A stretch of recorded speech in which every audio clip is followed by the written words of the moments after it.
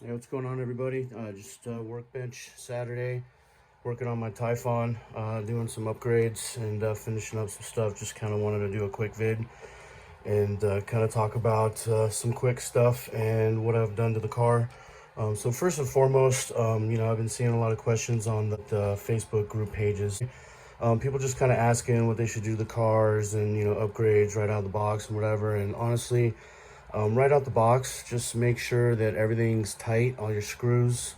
I would read your manual and go through your ESC settings and kind of get familiar with that. Make sure that it's in LiPo mode and not the nickel metal hydride mode, things like that. Other than that, if you are getting it brand new, you are going to be getting the crappy Spectrum remote.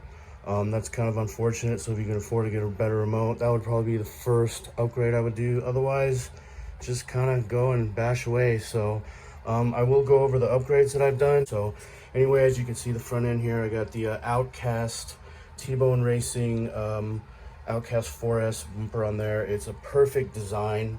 It goes right into the shock tower. It's super sturdy. Everything's just built really good on it. It's strong. It's perfect if you want to bash this car. I do have the Hot Racing extenders on there. I have the Hot Racing pivot balls. As you can see, I have the Typhon 6S shocks. I just put some thicker oil in it just because of the added weight. I recently did the 185 BLX system in there, and so I'm just kind of testing that out. I actually took the 3S motor and ESC for another project I'm doing on my Yeti Score, and so I just kind of thought, well, let's check this out. Shout out to my buddy Tony helping me put in this ESC. It was kind of a super tight fit. It would have fit on the box, but the body wouldn't have gone over everything, so he countersinked some screws into, let's see if I can get a good view in there. So I didn't have to actually chop the holes or the brackets for the screws and bolts. So we went on from underneath and then just kind of put the nuts in there. I had to turn it around. So on this side here, these cables in here would have hit the drive shaft. So I turned it around and it's still kind of close. I did Dremel a little bit just on the corner there, just because it's kind of fat there in the drive shaft. Even if it wiggles a little bit, it seems like it's going to be okay. I'll just have to monitor that. However, I do not recommend this setup for dirt and excuse me, and gravel. As you can see, anything can get caught in there and it'll just melt your drive shaft and these wires here. So for now, I'm just gonna kind of mess around with it. Maybe just bash it into grass and stuff. I'm not gonna go into the dirt and the gravel, unfortunately. So this is kind of a work in progress, kind of experimenting, but I'm gonna take it out here for a spin real quick and see how it runs and everything. Anyway, I do have a upgraded servo on there. I do have the Hot Racing steering rack and servo horn. What else do I got on here? 30K in the front and rear as far as diff oil. I do have the Hot Racing motor plate in there.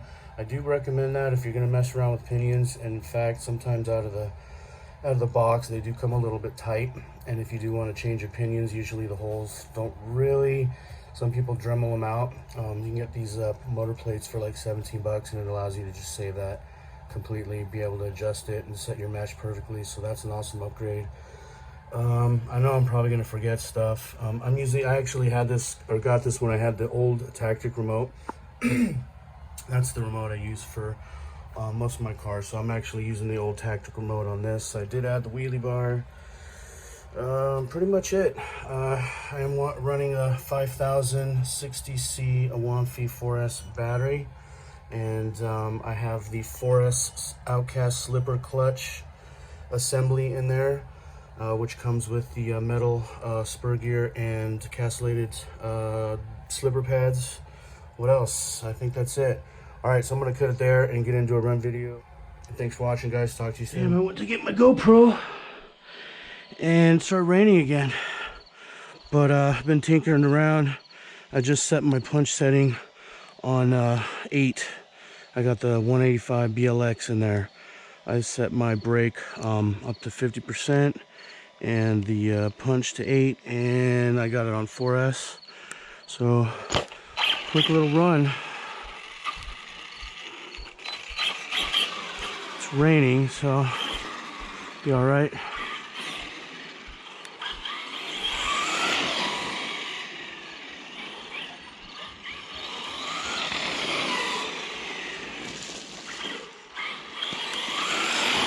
And still got the 20-tooth pinion on it. Ooh.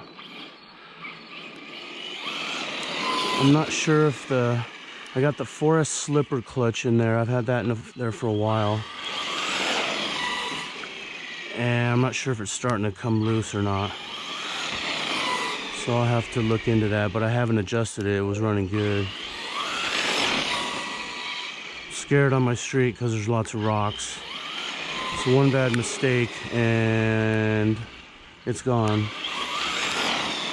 But I might go to punch 9, see what that's all about. Ooh, man.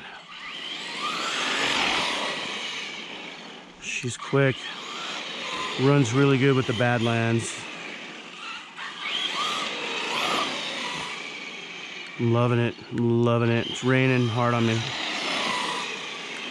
Hopefully this comes out good. Man. Woo.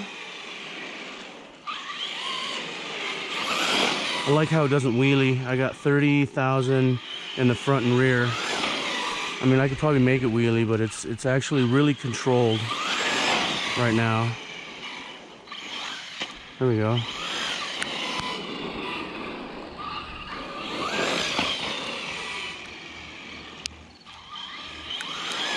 Ooh, hoo, hoo.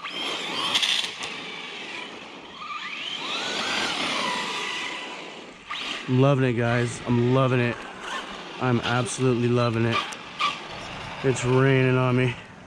Whew.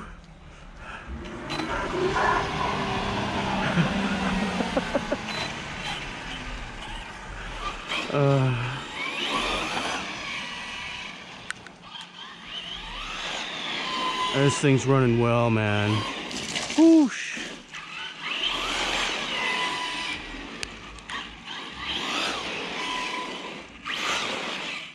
All right.